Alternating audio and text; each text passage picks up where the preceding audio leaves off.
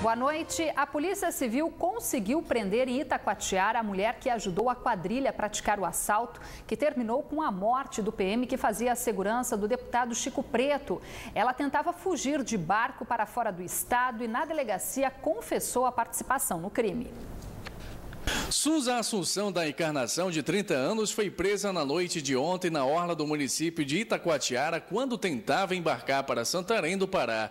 Na abordagem, a acusada ainda tentou enganar os policiais apresentando uma identidade falsa com o nome de Natália. De acordo com a polícia, foi ela quem passou as informações de dentro do banco para a quadrilha envolvida na morte do sargento da PM, José Cláudio Silva, de 47 anos, na semana passada, em frente ao comitê do candidato ao governo Chico Preto. Na delegacia, ela contou em detalhes como o bando articulou o assalto. Ainda segundo a acusada, a mulher do deputado estadual teria se descuidado ao falar dentro da agência que estava com a quantia de R$35 mil em um malote. O problema foi que ela mesmo, o dinheiro foi para o reservado, ela voltou, mandou contar de novo lá fora para que todo mundo que estava lá no banco viu. Eu alertei a eles que ela estava com segurança e eu achava que ele era PM, aí de lá já foi com eles. Com a prisão de Susan, a polícia conseguiu chegar ao terceiro integrante da quadrilha. Os outros dois, entre eles o homem que aparece nessas imagens atirando contra o PM, morreram na última segunda-feira durante uma troca de tiros com a polícia, logo depois de assaltar uma distribuidora na zona leste da capital, de onde roubaram R$2 mil. Ela conta os mínimos detalhes, ou seja, ela reforça todo o trabalho que foi feito anteriormente pela polícia, né? O trabalho estava correto, né? Embora tenha sofrido algumas críticas, mas o trabalho estava correto. Ela citou os nomes de quem estava na moto, de quem atirou, de quem era piloto, de quem estava no carro, citou todos os nomes. E o destino dela era como repito, era Santarém, justamente que sabia que já tinha sido identificada. E ainda nesta edição você acompanha informações sobre a prisão do último integrante da quadrilha. 3 irmãos foram presos em Presidente Figueiredo acusados de matar um caseiro no mês passado em um ramal na zona rural de Manaus. Os irmãos Alonso Franco, Paulo Afonso e Amadeu Rodrigues Abreu, conhecido como Buiú, presos por suspeita de envolvimento na morte do caseiro Reinaldo Pinto Moraes, estavam escondidos em um sítio num ramal da BR-174 que liga Manaus a Boa Vista. De acordo com a polícia, o caseiro foi morto com 30 golpes de terçado no dia 3 de agosto desse ano, nas proximidades de uma chácara, no quilômetro 7 da mesma estrada. Segundo a investigação, o caseiro teria reagido a uma tentativa de roubo de fios elétricos pelos 3 irmãos no sítio onde trabalhava. Foi com requintes de crueldade.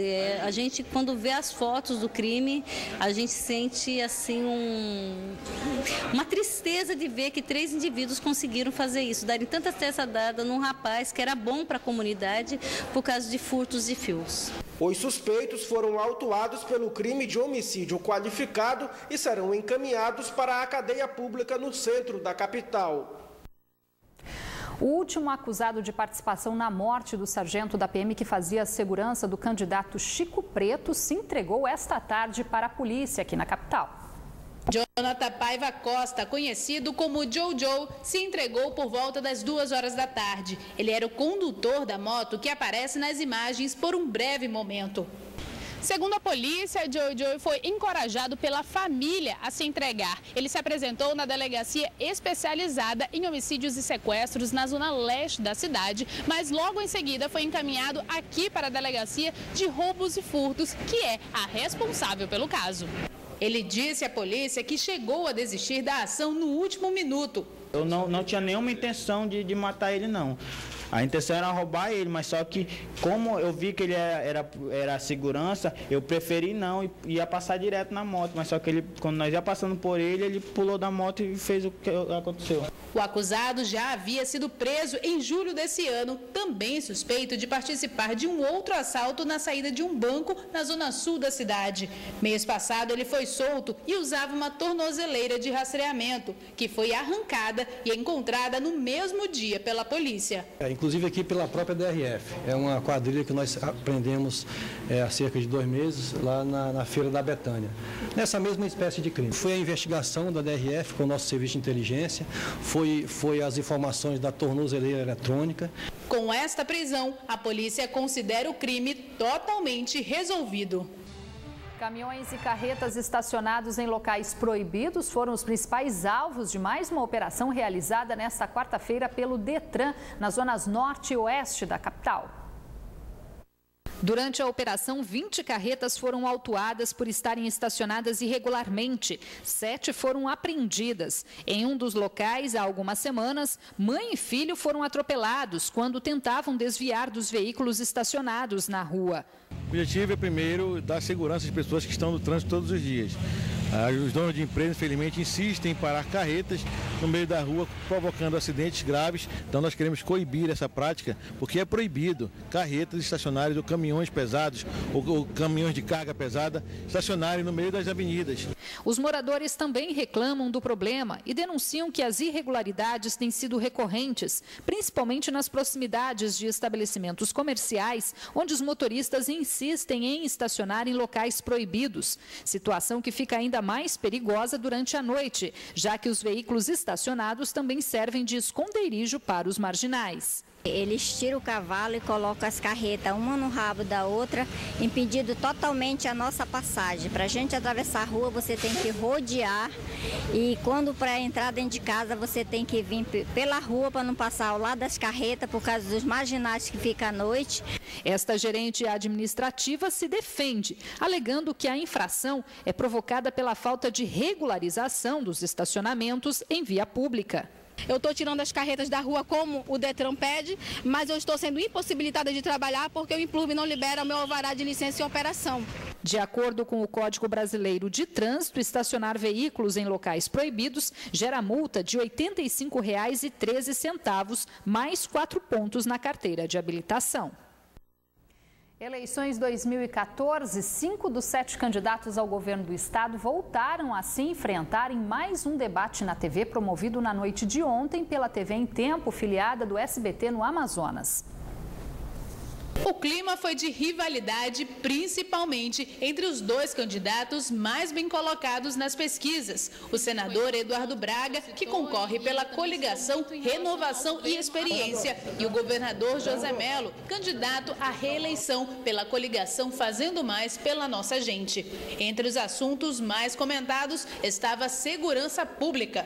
E implantamos o Ronda do Bairro, que todo mundo aqui critica, mas todo mundo elogia. Parece que é uma certa trisca de inveja em relação a isso aí. É onde o jogo de palavras de candidatos que não apresentam propostas, que vêm apenas de forma raivosa querer fazer jogos de palavras. Os deputados estaduais Chico Preto, do PMN, e Marcelo Ramos, do PSB, também entraram na discussão com análises aos históricos dos opositores e foram igualmente citados nos discursos dos outros candidatos. Sim, acho que é normal, as propostas vão aflorando, as comparações também e eventualmente o tom sobe, mas eu não perdi o meu controle. Eu acho que não, acho que as propostas foram apresentadas, agora além das propostas é preciso a população saber e conhecer a história de cada um.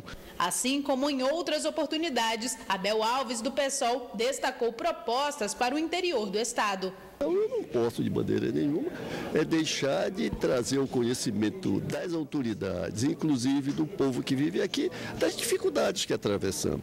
Desde o início da campanha, esta é a segunda vez que os candidatos se enfrentam em um debate na televisão. Confira agora a previsão do tempo para esta quinta-feira.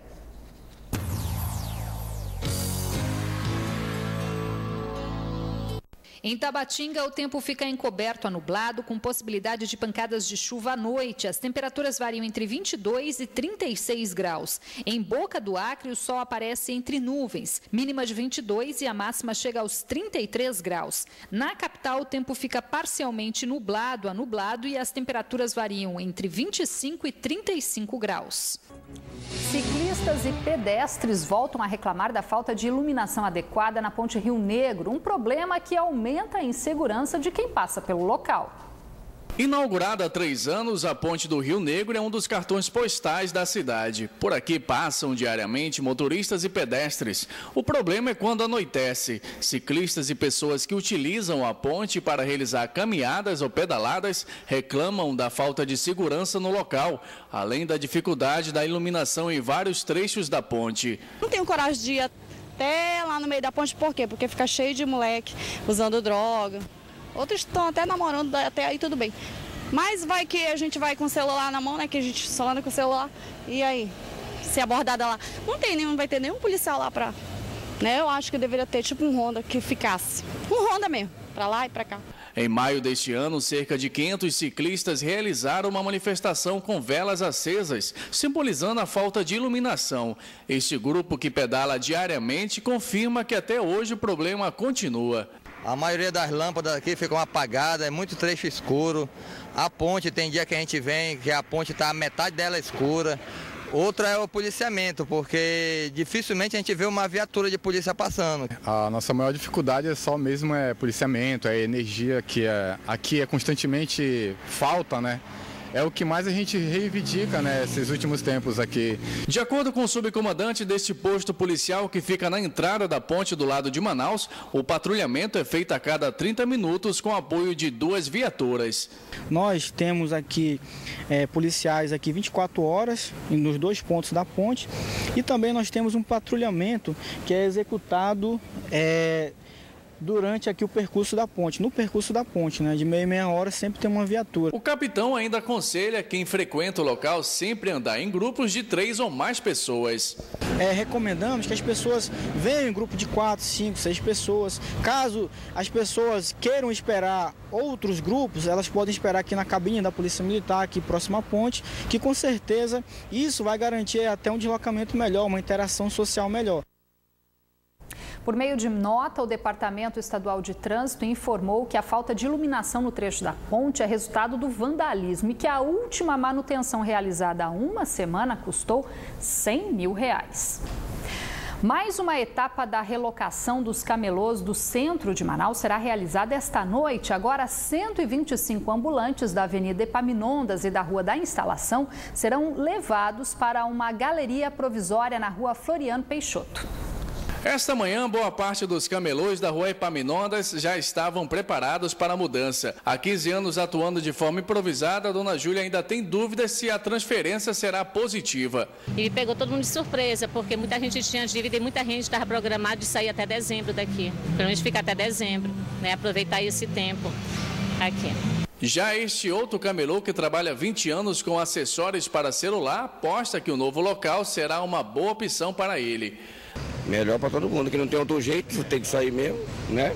Para os pedestres que passam pelo local todos os dias, a retirada dos camelôs das calçadas vai facilitar o acesso de quem passa por aqui. Para o nosso acesso do pedestre, com certeza fica melhor, porque a gente sai desviando às vezes das banquinhas para poder pegar a calçada, né?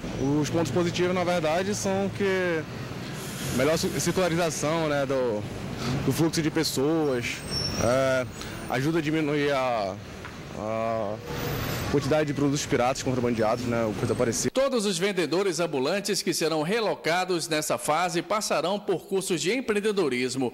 Com a conclusão desta fase, cerca de 957 camelôs já foram retirados das ruas do centro da capital. O Band Cidade fica por aqui. Para rever esta edição, acesse band.com.br/Amazonas. Fique agora com as notícias do Brasil e do mundo no Jornal da Band. Uma boa noite, a gente volta a se encontrar amanhã. Até lá.